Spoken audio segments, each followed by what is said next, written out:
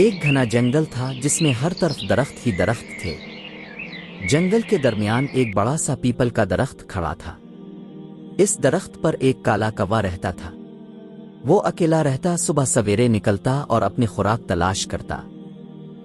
ایک دن سورج چمک رہا تھا، ہوا ہلکی ہلکی چل رہی تھی۔ کوا خوراک کی تلاش میں اڑا اور زمین پر ایک گاؤں کے قریب جا پہنچا۔ وہاں اسے زمین پر ایک ٹکڑا ملا۔ غور سے دیکھا تو وہ ایک رس دار روٹی کا ٹکڑا تھا۔ کوا خوشی سے بولا، واہ، آج تو قسمت نے میرا ساتھ دے دیا۔ اب یہ مزیدار روٹی لے کر درخت پر بیٹھ کر مزے مزے سے کھاؤں گا۔ اس نے چونچ میں روٹی دبائی اور اپنے درخت پر واپس جا کر بیٹھ گیا۔ اتفاق سے اسی جنگل میں ایک چالاک لومڑی رہتی تھی۔ اس دن وہ بہت بھوکی تھی اور خوراک کی تلاش میں پھر رہی تھی۔ اچانک اس کی نظر اوپر درخت پر پڑی۔ اس نے دیکھا کہ ایک کوا چونچ میں روٹی دبائے بیٹھا ہے۔ لومڑی کی آنکھوں میں لالچ جھلکنے لگا۔ اس نے دل میں سوچا، یہ روٹی مجھے مل جائے تو میرا پیٹ بھر جائے، لیکن کیسے؟ کوا اتنی آسانی سے اپنی خوراک نہیں چھوڑے گا، مجھے کوئی چالاکی کرنی ہوگی۔ لومڑی درخت کے نیچے آ کر میٹھی آواز میں بولی، ارے واہ، کیا بات ہے، آج تو میرا دن بن گیا۔ اوپر دیکھو تو ایک حسین اور خوبصورت پرندہ بیٹھا ہے۔ اس کے پر کتنے چمکدار ہیں، جیسے کسی نے کالے موتی پرو دیے ہوں۔ کوا یہ سن کر چونکا۔ وہ جانتا تھا کہ وہ عام سا پرندہ ہے، لیکن دل ہی دل میں خوش ہوا۔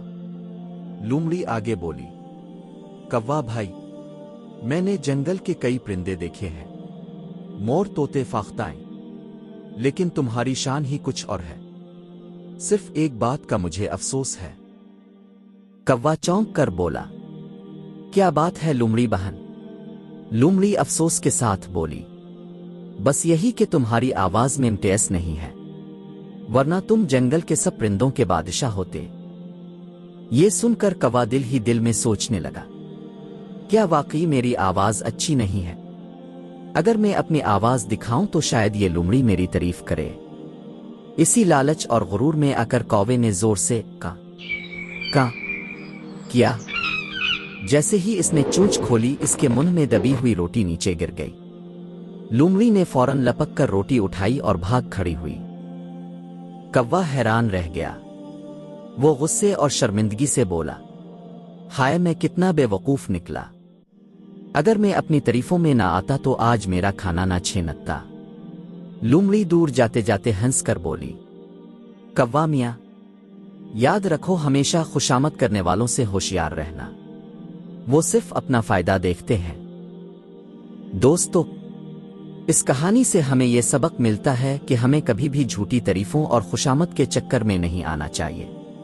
خوشامدی لوگ صرف اپنا مقصد نکالنے کے لیے تعریف کرتے ہیں۔ کوا غرور میں آ کر اپنی عقل کھو بیٹھا اور اپنی محنت کا پھل کھو دیا۔ اسی لیے ہمیشہ ہوشیار رہیں، اپنی قدر خود پہچانیں اور کسی کی جھوٹی باتوں پر نہ آئیں۔